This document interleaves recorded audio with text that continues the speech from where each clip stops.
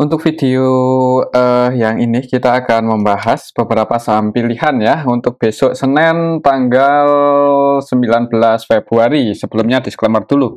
Yang pertama kita akan cek dulu saham Pegas. Pegas hari Jumat kemarin ya, bahkan bukan hari Jumat sih, dari hari Kamis itu sempat nyentuh resistennya di 1180, cuman masih belum berhasil breakout ya. Kita lihat aja untuk besok apakah konfirmasi bisa breakout di atas 1180 atau enggak. 1180 itu secara teknikal itu resistennya ya untuk saat ini.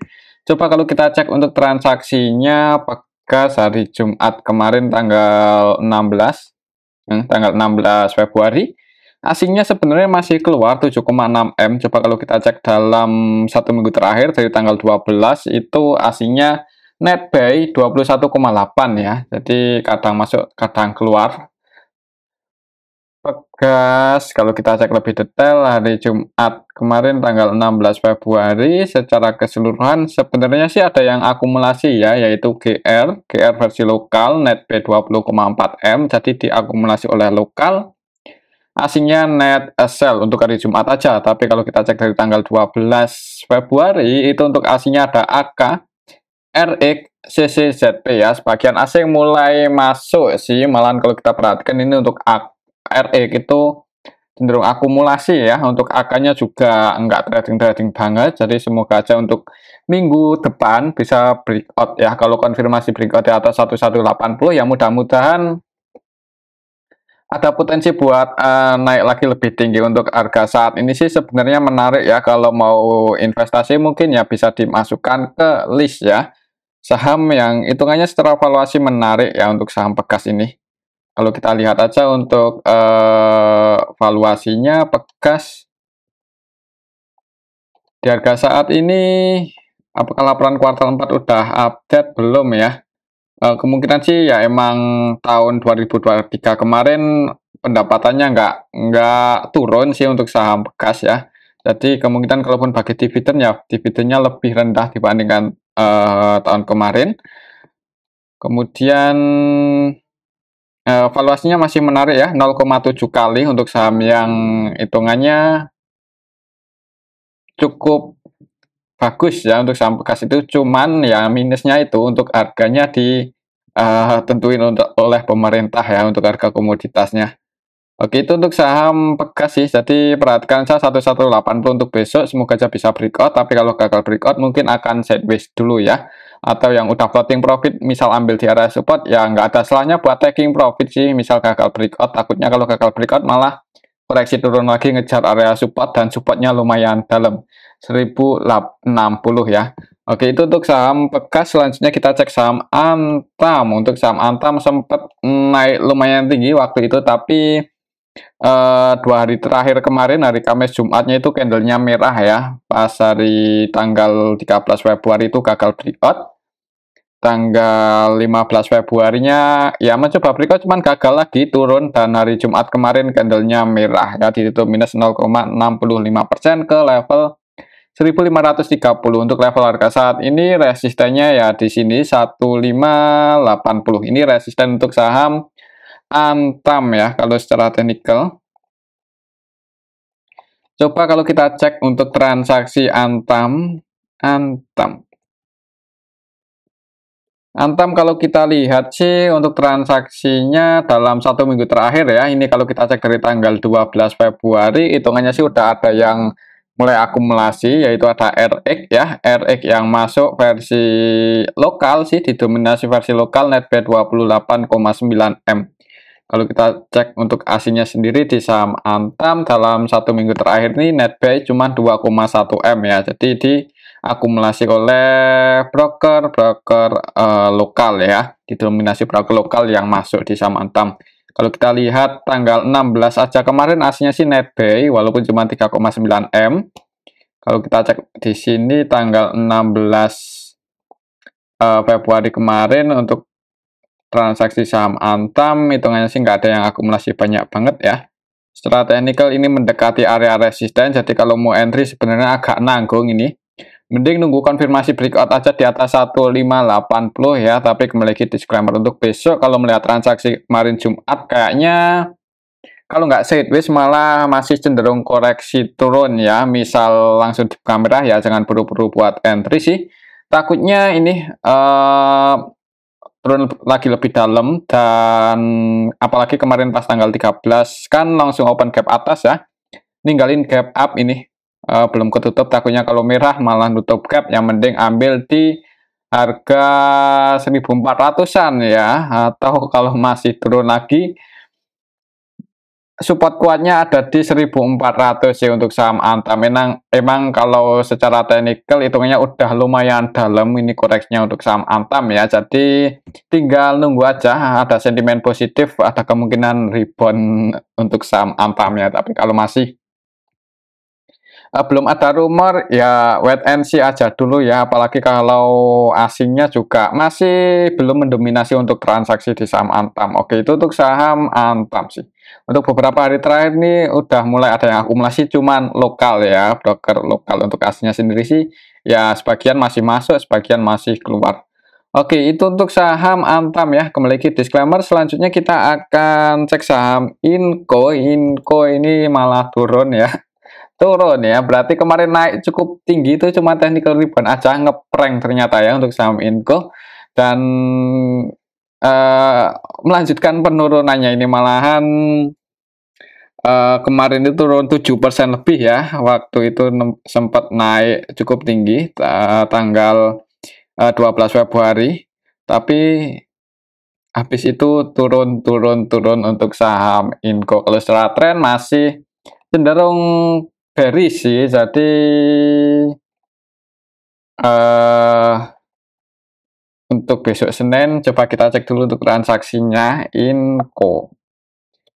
Inco hari Jumat kemarin tanggal 16 Februari secara keseluruhan sih didistribusi ya, ini kelihatan sekali didistribusi oleh BB, BKYU, dan mereka malah broker-broker asing ya, BK-nya versi asing, CC-nya juga versi asing. Jadi untuk asingnya net sell ada yang distribusi, lokalnya juga ada yang distribusi. Untuk BB YU versi lokal ini net sell, untuk BB versi lokal malah 100% transaksinya jualan ya, murni distribusi. Kalau kita cek di sini untuk saham Inco, asingnya net sell 22,4 M, lokalnya distribusi, harga sahamnya turun 7% lebih. Jadi untuk besok sih kalau melihat transaksi kemarin Jumat agak mengkhawatirkan ya untuk saham Inco, jadi jangan buru-buru buat masuk, apalagi ngehakah di awal market ya. Tapi kembali lagi disclaimer sih, mungkin buat patokan aja untuk saham Inco ya. Misal kita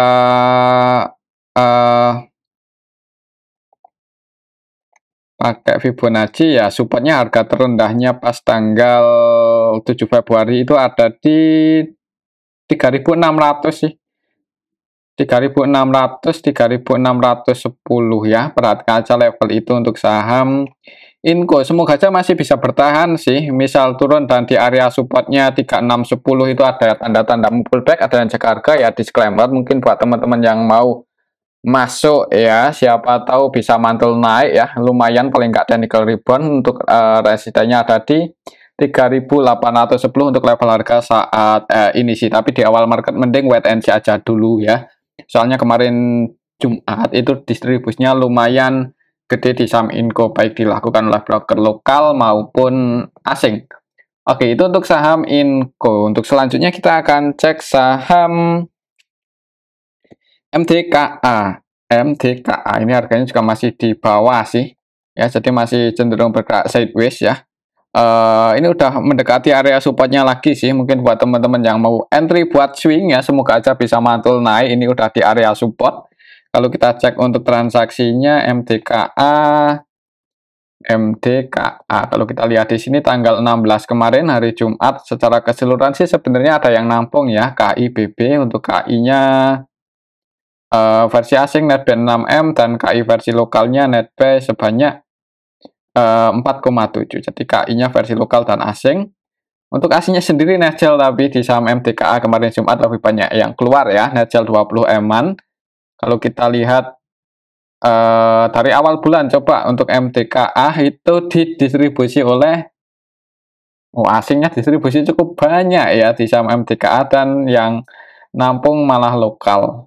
Ya, untuk aslinya yang keluar paling banyak ada AK 149M, ZPBK, CSI. Jadi didistribusi oleh asing, ditampung oleh lokal untuk saham MTKA dalam beberapa hari terakhir ini ya, khususnya dari awal bulan Februari sampai hari Jumat kemarin asingnya jualan ditampung oleh lokal. Harganya ya ini sih kalau secara teknikal masih sideways ya. Jadi kalau mau entry untuk saat ini, kalau mau swing sih ya disclaimer, semoga aja bisa mantul naik ya. Untuk besok kalau menurut saya sih, kalau nggak sideways ya kayaknya masih potensi turun dulu mungkin ya di awal market. Kalau lihat transaksinya,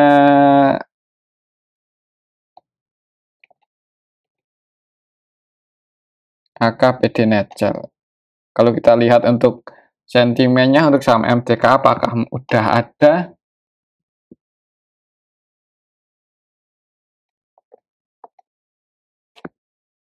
Belum ada ya.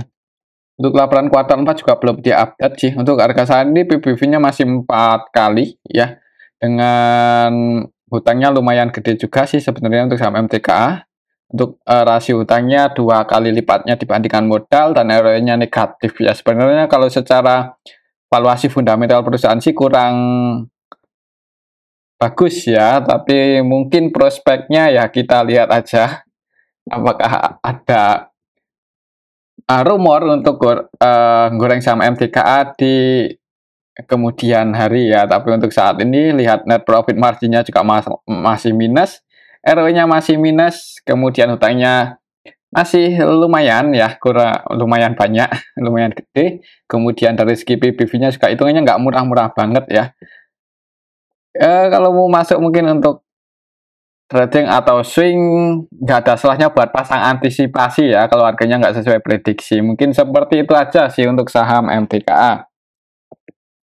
Oke, itu untuk saham MTKA ya. Selanjutnya kita akan cek saham PGEO. Udah cukup lama nggak kita bahas. Ini untuk saham PGEO, harga sahamnya turun 2,43% untuk kemarin Jumat ke level 1.205 ya. Secara teknikal masih bergerak sideways di range area 1.160 ke atas. Kalau kita cek untuk transaksinya PGEO hari Jumat kemarin secara keseluruhan sih yang masuk sama yang keluar untuk nilainya nggak beda jauh ya. Jadi kurang menarik ya untuk belum ada tanda-tanda akumulasi lah, maksudnya seperti itu sih. Kalau kita lihat dari awal bulan, coba untuk saham PGEO hitungannya sih BB yang nampung ya. BB yang nampung ini versi lokal, untuk transaksinya juga didominasi oleh lokal, aslinya lebih banyak jualan. Ya kalau mau entry di saham PGEO ini lebih amannya itu masuk ketika berada di dekat area support ya, dan untuk level harga ini supportnya kan di 1160. Jadi ya mungkin di 1170, 160 di area situ kalau mau entry lebih amannya sih seperti itu ya. Kemudian pasang antisipasi kalau sampai jebol di bawah 1150. Jadi resikonya nggak terlalu gede kalau entry di area support. Oke, itu untuk saham PGO. Untuk selanjutnya kita akan cek saham brand. Brand hari Jumat kemarin naik lumayan 6,83% ya, tapi kalau secara teknikal masih ini ya, masih bergerak sideways ya, konsolidasi ya, istilahnya seperti itu. Ya trennya, coba kalau kita pakai Bollinger, biasanya kalau tren sideways seperti ini itu lebih cocok pakai Bollinger ya. Kita coba pakai Bollinger, ini udah mulai mengecil ya antara ini apa namanya, upper band dan lower band ya, mungkin seperti itu. Jadi tunggu aja apakah brand itu akan breakout atau jebol support ya. Kalau berhasil breakout ya nggak menutup kemungkinan naik lagi, tapi kalau jebol supportnya ini yang di 4.760 ya, konfirmasi akan bearish ya. Kalau secara teknikal biasanya seperti itu biasanya, cuman ya kita lihat aja untuk kedepannya gimana ya. Coba kalau kita lihat untuk nilai transaksi untuk saham brand, kalau kita lihat di sini tanggal 16 kemarin secara keseluruhan sih yang masuk sama yang keluar ini nggak beda jauh sih, cuman lebih banyak yang masuk ya kalau kita lihat sekilas. Jadi Yang masuk juga didominasi oleh broker-broker asing di saham brand, yang keluar itu lokal. Untuk aslinya sendiri di saham brand hari Jumat kemarin tanggal 16, aslinya netback 16,8 M. Harganya naik 6,83%. Mungkin di awal market ada kemungkinan naik dulu ya, nguji resistennya yang di 5.700. Perhatikan aja level ini. Apakah akan breakout atau enggak ya? Kalau gagal breakout ya enggak ada salahnya buat diamankan. Mungkin buat teman-teman yang kemarin enggak sengaja ambil posisi buy atau emang udah punya posisi buy dan floating profit ya. Takutnya kalau gagal breakout ya turun dulu, mungkin akan sideways. Jadi lebih aman buat diamankan kalau gagal breakout. Tapi kembali lagi disclaimer sih. Oke, itu untuk saham brand ya. Kembali ke disclaimer. Selanjutnya kita akan cek saham ACES. Sudah cukup lama nggak kita bahas ini untuk saham ACES. Harga sahamnya kemarin turun cukup dalam dan jebol support ya. Untuk saham AS Hardware ya, hari Jumat kemarin langsung jebol dua support sekaligus. Support yang di 800 jebol 805, kemudian support yang di 780 juga jebol ya. Ini ada sedikit perlawanan naik, cuman masih gagal buat close di atas 780 sih. Jadi perlu hati-hati untuk besok Senin, apalagi kalau di awal market langsung di kamera ya. Takutnya turun lagi, nguji supportnya yang di 750. Jadi pantau aja kalau masih merah ya di awal market di 750 ini. Kalau di area sini nggak ada yang jaga untuk saham ACES ya, mending wait and see aja sih. Kalau kita cek untuk transaksinya, soalnya ini hitungannya udah lumayan tinggi untuk kenaikan saham ACES ini ya. Kalau kita lihat dari harga terendahnya waktu kapan itu udah cukup lama. Dan kalau kita perhatikan juga untuk kemarin Jumat ada yang distribusi yaitu YU versi asing ini yang keluar. Ya, YU versi asing sih. 100% transaksinya selling di saham ACES ya, jadi didistribusi oleh asing. Untuk lokalnya sendiri juga kalau kita lihat sekilas sih lebih lumayan banyak yang keluar juga lumayan banyak ya. Jadi yang masuk ya broker-broker YP, XI, XL, NI, sebagian retail sih, jadi didistribusi oleh asing. Harga sahamnya turun, secara teknikal kurang bagus, jebol support. Untuk besok di awal market mending wait and see aja dulu, apalagi kalau masih dibuka merah ya. Tunggu di 750, jebol di bawah itu tunggu di 720. Oke, mungkin seperti itu sih untuk saham ACES ya. Untuk support kuatnya ya di sini di 660-an ya, itu support kuatnya.